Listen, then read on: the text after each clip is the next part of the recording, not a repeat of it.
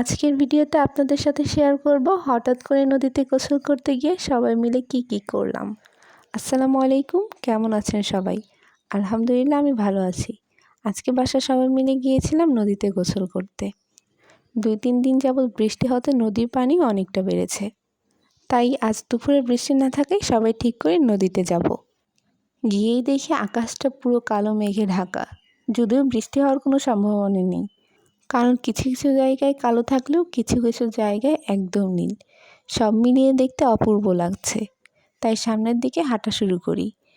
হাঁটতে হাঁটতেই সামনের দিকে গিয়ে বসে পড়ি, কারণ এইখানের আকাশটা আরও বেশি সুন্দর। মনে হচ্ছিল আকাশ যেন একদম নদীর সাথে মিশে গিয়েছে, আমি হাত বাড়ালেই আকাশ ছুঁতে পারবো।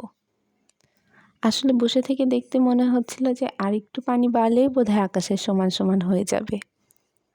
আকাশের সাথে সাথে নদীর ঢেউগুলো অনেক সুন্দর ছিল।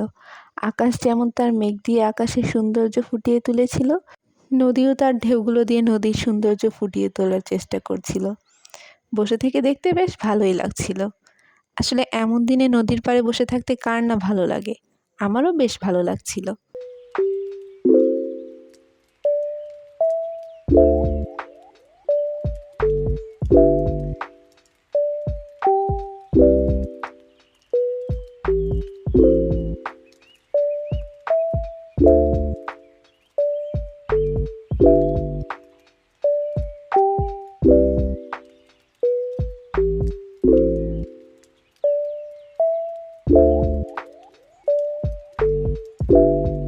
তারপর বসে থাকতে থাকতে মনে হয় নদীর পানিতে পা ভেজালে কেমন হয়।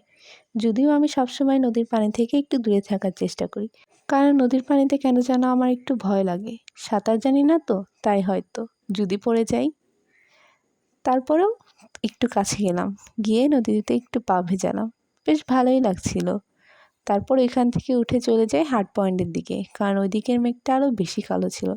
দেখেই বোঝা যাচ্ছে ওই দিকে খুব মেঘ করেছে, বৃষ্টি হওয়ার সম্ভাবনা একদম ঠিক, যে কোনো সময় বৃষ্টি হতে পারে। একটা মজার বিষয় কি জানেন, আমরা ওইখান থেকে আসতে ভিজে গিয়েছিলাম, সেটা আমি ভিডিও শেষে দেখিয়ে দেব, একদম কাক ভেজা যাকে বলে। তবুও ভিজতে ভালোই লাগছিল। ভিজতে কার না ভালো লাগে বলেন, আমারও ভালোই লাগছিল।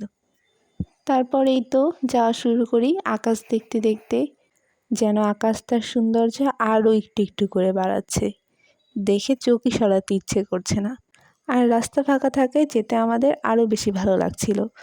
একদিকে বাতাস, একদিকে মেঘ, একদিকে ফাঁকা রাস্তা। এই তো দেখতে দেখতেই চলে আসি হাট পয়েন্টে। তারপর এখানে এসে যা দেখলাম তা দেখে চোখ একদম আকাশে উঠে গেল, কারণ এখানকার মেঘটা ছিল আরও ভয়ঙ্কর সুন্দর, যে কোনো সময় বৃষ্টি নামবে। যদিও কারো ভেজার ইচ্ছে ছিল না, তবু কপালে থাকলে যা হয়। তারপর আমরা সবাই মিলে এইখানে কিছুক্ষণ বসেছিলাম, কারণ আগের জায়গাগুলোর তুলনায় এইখানের ওয়েদারটা, আকাশটা সব মিলিয়ে ভীষণ সুন্দর ছিল। এক পাশে সবুজে ঘেরা গাছপালা, অন্য পাশে নদীর পানি, আর মাথার উপরে আকাশ। আর সামনে ছিল এরা। এদেরকে দেখে আমার মনে হচ্ছিল এরা মনে হয় আমার দিকেই বন্দুক ধরে আছে, মনে হচ্ছিল আমাকেই গুলি করবে। না না, এমন কিছুই না, এমনিই মজা করলাম আপনাদের সাথে। এটা হলো আমাদের স্বাধীনতার স্মৃতি। আমরা সবাই জানি ততক্ষণে আকাশের মেঘটা আরও বেড়ে গিয়েছিল, তাই সবাই মিলে ঠিক করি বাসার দিকে যাওয়ার জন্য, নাহলে ভিজে যাব। কিন্তু কপালে থাকলে যা হয়।